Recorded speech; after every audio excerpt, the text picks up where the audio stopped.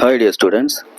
So இப்போ பார்த்தீங்கன்னா ட்ரெண்டிங்காக போய்கிட்டு இருக்கக்கூடிய ஒரு நியூஸை பற்றி தான் பார்க்க போகிறோம். ஸோ இந்த நியூஸ் எல்லாருக்கும் தெரியுமா அப்படின்னு தெரியல.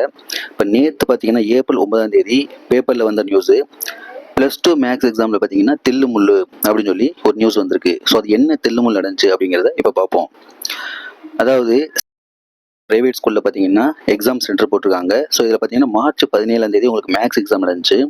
அந்த எக்ஸாம் அப்போ பார்த்தீங்கன்னா பசங்க எல்லாரும் அடிக்கடி நாங்கள் ரெஸ்ட் ரூம் போகணும்னு கேட்டு போயிட்டே வந்தாங்களாம். அப்போ அவ்வளோ அலோவ் பண்ணியிருக்காங்க.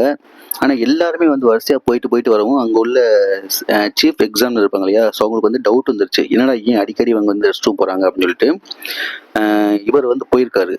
ஸோ அங்கே போகும்போது பார்த்தீங்கன்னா அந்த ரெஸ்ட் ரூமில் அந்த ஸ்கூலில் ஒர்க் பண்ணக்கூடிய 2 சார் உள்ளே இருந்திருக்காங்க. கையில் ஃபோன் வச்சுருந்துருக்காங்க. ஸோ இவரை பார்த்தோன்னே அவங்க 2 பேர் ஓடிட்டாங்களாம். ஸோ இவருக்கு டவுட் வந்துருச்சு. அதோட ரெஸ்ட் ரூம்க்கு உள்ளே போய் பார்த்துருக்காரு.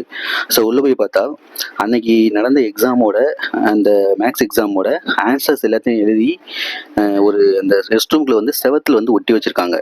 ஸோ இதுக்காக தான் பசங்க பார்த்துருக்காங்க. பார்த்துட்டு போய் எழுதுறதுக்கு காப்பி பண்ணுறதுக்காக வந்திருக்காங்க. அவங்கள அடிக்கடி வந்திருப்பாங்க அவங்கள. ஸோ இது இப்போ என்ன பண்ணியிருக்காங்கன்னா அவங்க கம்ப்ளைண்ட் பண்ணியிருக்காங்க சிஇஓட்ட, அந்த டிஸ்ட்ரிக்டோட சிஇஓட கம்ப்ளைண்ட் பண்ணியிருக்காங்க. ஸோ இது சம்மந்தமாக இப்போ விசாரணை நடந்துகிட்டு இருக்கு.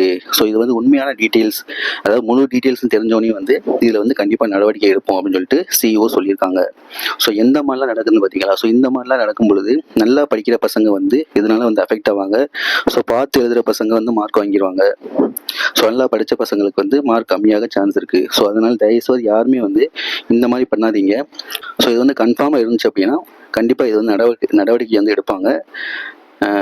ஸோ யாருமே இந்த மாதிரி தப்புகளை பண்ணாதீங்க. Okay, thank you.